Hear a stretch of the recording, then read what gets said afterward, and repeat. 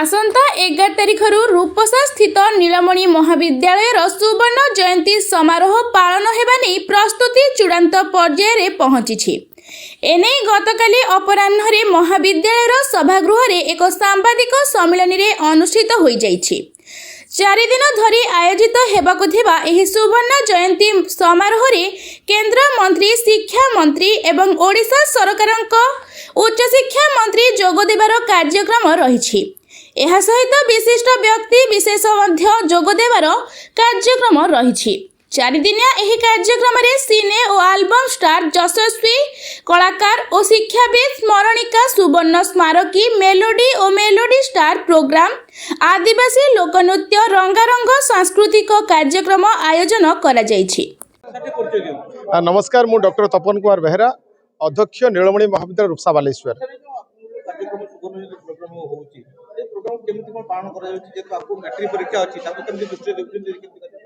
हाँ, विभिन्न प्रकार परीक्षा अच्छी +2 18 तारिख आरंभ हो सबु दृष्टि विचार करी आगामी फेब्रुआरी 11 तारिख रु 14 तारिख पर्यंत सुवर्ण जयंती समारोह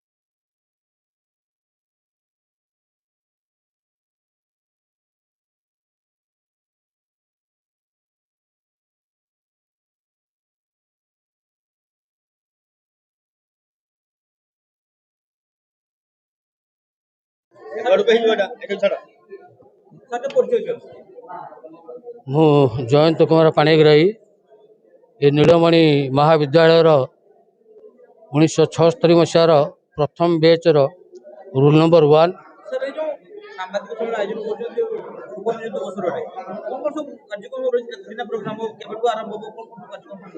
आमर 11 तारिख रु 14 तारिख पर्यंत कार्यक्रम हम एवं प्रतिदिन 11 सभा कार्य हम पुणी द्वितीय सेशन अच्छी पुणी 5टा पर पिला मानकर विभिन्न सांस्कृतिक कार्यक्रम प्रतिदिन रही।